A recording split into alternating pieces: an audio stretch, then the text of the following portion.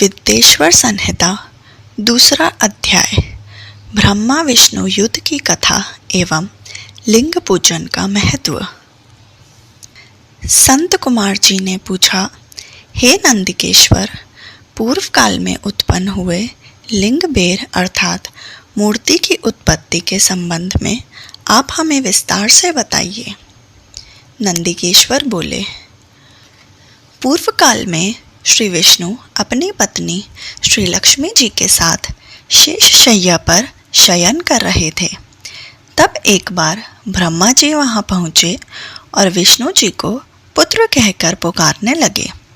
पुत्र उठो, मैं तुम्हारा ईश्वर तुम्हारे सामने खड़ा हूँ। यह सुनकर विष्णु जी को क्रोध आ गया। फिर भी शांत रहते हुए वे बोले, पुत्र तुम्हारा कल्याण हो, कहो अपने पिता के पास कैसे आना हुआ। यह सुनकर ब्रह्मा जी कहने लगे, मैं तुम्हारा रक्षक हूँ, सारे जगत का पितामह हूँ। सारा जगत मुझ में निवास करता है। तू मेरी नाभि कमल से प्रकट होकर मुझसे ऐसी बातें कर रहा है। इस प्रकार दोनों में विवाद होने लगा। तब वे दोनों अपने को प्रभु कहते कहते एक दूसरे का वध करने को तैयार हो गए। हंस और गरुड़ पर बैठे दोनों परस्पर युद्ध करने लगे। ब्रह्मा जी के वक्षस्थल में विष्णु जी ने अनेकों अस्त्रों का प्रहार करके उन्हें व्याकुल कर दिया। इससे कुपित हो ब्रह्मा जी ने भी पलटकर भयानक प्रहार किए। उनके पारस्परिक आघातों से देवताओं में हलचल मच गई। वे घबराए और त्रिशूलधारी भगवान शिव के पास गए और उन्हें सारी व्यथा सुनाई। भगवान शिव अपनी सभा में उमा देवी सहित सिंहासन पर विराजमान थे और मंद मंद मुस्कुरा रहे थे। महादेव जी बोले, पुत्रों, मैं जानता हूँ कि तुम ब्रह्मा और विष्णु के परस्पर युद्ध से बहुत दुखी हो। तुम डरो मत, मैं अपने गणों के साथ तुम्हारे साथ चलता हूँ। तब भगवान शंकर अपने नंदी पर आरूढ़ हो देवताओं सहित युद्ध स्थल की ओर चल दिए। वहां छिपकर वे ब्रह्मा विष्णु के युद्ध को देखने लगे। उन्हें तब यह ज्ञात हुआ कि वे दोनों एक दूसरे को मारने की इच्छा से महेश्वर और पाशुपात अस्त्रों का प्रयोग करने जा रहे हैं। तो वे युद्ध को शांत कराने के लिए महाअग्नि के तुल्य एक स्तंभ रूप में ब्रह्मा और विष्णु के मध्य खड़े हो गए। महाअग्नि के प्रकट होते ही दोनों के अस्त्र स्वयं ही शांत हो गए। अस्त्रों को शांत होते देखकर ब्रह्मा और विष्णु दोनों कहने लगे कि इस अग्नि स्वरूप स्तंभ के बारे में हमें जानकारी करनी चाहिए। दोनों ने उनकी परीक्षा लेने का निर्णय लिया। भगवान विष्णु ने शुक्र रूप धारण किया और उनको देखने के लिए नीचे धरती में चल दिए। ब्रह्मा जी हंस का रूप धारण करके ऊपर की ओर चल दिए। पाताल में बहुत नीचे जाने पर भी विष्णु जी को स्तंभ का अंत नहीं मिला, अतः वे वापस चले आए। ब्रह्मा जी ने आकाश में जाकर केतकी का फूल देखा। वे उस फूल को लेकर विष्णु जी के पास आए। विष्णु जी ने उनके चरण पकड़ लिए। ब्रह्मा जी के छल को देखकर भगवान शिव प्रकट हुए। विष्णु जी की महानता से शिव प्रसन्न होकर बोले, हे विष्णु जी, आप सत्य बोलते हैं, अतः मैं आपको अपनी समानता का अधिकार देता हूँ। नंदिकेश्वर बोले, महादेव जी ब्रह्मा जी के छल पर अत्यंत क्रोधित हुए। उन्होंने अपने त्रिनेत्र से भैरव को प्रकट किया और उन्हें आज्ञा दी कि वह तलवार से ब्रह्मा जी को दंड दें।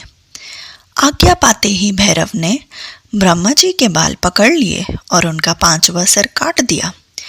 ब्रह्मा जी डर के मारे कांपने लगे। उन्होंने क्षमा याचना करी। इसे देखकर श्री विष्णु ने भगवान शिव से प्रार्थना की कि आपकी कृपा से ही ब्रह्मा जी को 5वां सिर मिला है, अतः आप इन्हें क्षमा कर दें। तब शिव की आज्ञा पाकर ब्रह्मा जी को भैरव ने छोड़ दिया। शिव जी ने कहा, तुमने प्रतिष्ठा और ऐश्वर्य तत्व को दिखाने के लिए छल किया है। इसलिए मैं तुम्हें श्राप देता हूँ कि तुम सत्कार, स्थान व उत्सव से विहीन रहोगे। ब्रह्मा जी को अपनी गलती का पछतावा हो चुका था। उन्होंने भगवान शिव से क्षमा मांगी और निवेदन किया कि वे उनका 5वां सिर पुनः प्रदान करें। ब्रह्मा जी ने कहा, जगत की स्थिति को बिगड़ने से बचाने के लिए पापी को दंड अवश्य देना चाहिए ताकि लोक मर्यादा बनी रहे। मैं तुम्हें वरदान देता हूँ कि तुम गणों के आचार्य कहलाओगे और तुम्हारे बिना यज्ञ पूर्ण न होंगे। फिर उन्होंने केतकी के पुष्प से कहा, अरे दुष्ट केतकी पुष्प, अब तुम मेरी पूजा के अयोग्य रहोगे। तब केतकी पुष्प बहुत दुखी हुआ और उनके चरणों में गिरकर माफ़ी मांगने लगा। तब महादेव ने कहा, मेरा वचन तो झूठा नहीं हो सकता, इसलिए तू मेरे भक्तों के योग्य होगा। इस प्रकार तेरा जन्म सफल हो जाएगा। लिंग पूजन का महत्व। नंदिकेश्वर कहते हैं, ब्रह्मा और विष्णु भगवान शिव के दाएं और बाएं भाग में खड़े हो गए। उन्होंने शिव जी को आसन पर बैठा के पवित्र वस्तुओं से उनका पूजन किया। दीर्घकाल तक स्थिर रहने वाली वस्तुओं को पुष्प वस्तु तथा अल्पकाल तक टिकने वाली वस्तुओं को प्राकृत वस्तु कहते हैं। हार, नुपुर, कियूर, किरीट, मणिमय कुंडल, यज्ञोपवीत, उत्तरीय वस्त्र, पुष्पमाला, रेशमी वस्त्र, हार, मुद्रिका, पुष्प, तांबुल, कपूर, चंदन एवं अगरू का अनुलेप, धूप, दीप, श्वेत छत्र, व्यंजन, ध्वजा, चंवर तथा अनेक दिव्य उपहारों द्वारा जिनका वैभव वाणी और मन की पहुँच से परे था, जो केवल परमात्मा के योग्य थे, उनसे ब्रह्मा और विष्णु ने महेश्वर का पूजन किया। इससे प्रसन्न होकर भगवान शिव ने दोनों देवताओं से मुस्कुराकर कहा, आज आप दोनों द्वारा की गई पूजा से मैं बहुत प्रसन्न हूँ। इसी कारण यह दिन परम पवित्र और महान होगा। यह तिथि शिवरात्रि के नाम से प्रसिद्ध होगी और मुझे परम प्रिय होगी। इस दिन जो मनुष्य मेरे लिंग अर्थात निराकार रूप की या मेरी मूर्ति अर्थात साकार रूप की दिन रात निराहार रहकर अपनी शक्ति के अनुसार निश्चल भाव से यथोचित पूजा करेगा, वह मेरा परम प्रिय भक्त होगा। पूरे वर्ष भर निरंतर मेरी पूजा करने पर जो फल मिलता है, वह फल शिवरात्रि को मेरा पूजन करके मनुष्य तत्काल प्राप्त कर लेता है।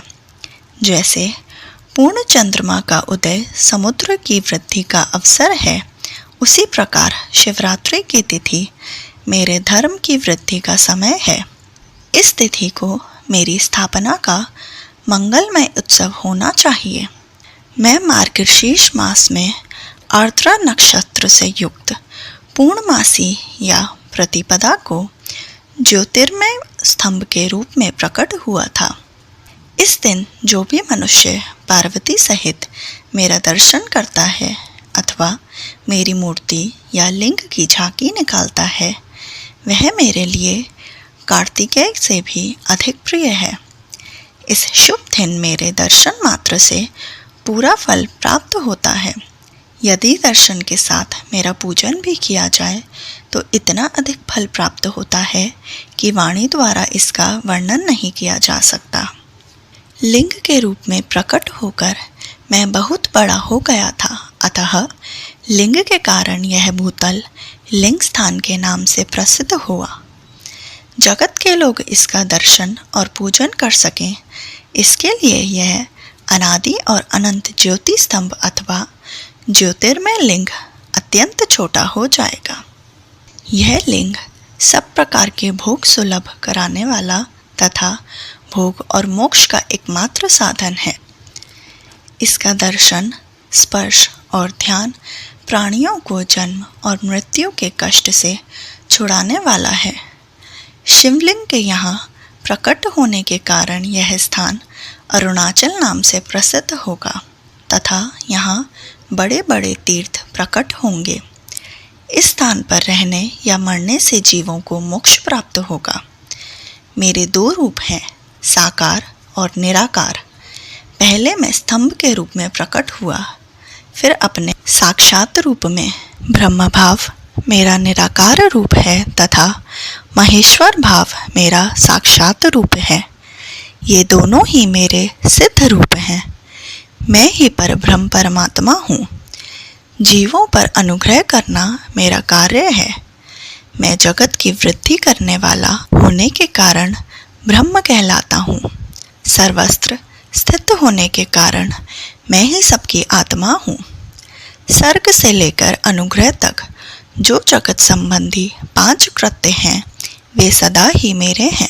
मेरी ब्रह्म रूपता का बोध कराने के लिए पहले लिंग प्रकट हुआ, फिर अज्ञात ईश्वरत्व का साक्षात्कार कराने के लिए मैं जगदीश्वर रूप में प्रकट हो गया।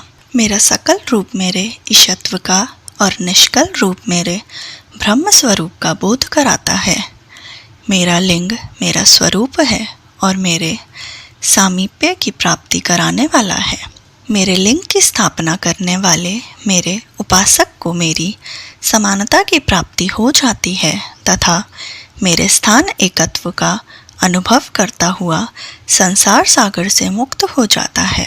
वह जीते जी परमानंद की अनुभूति करता हुआ शरीर का त्याग कर शिवलोक को प्राप्त होता है, अर्थात मेरा ही स्वरूप हो जाता है।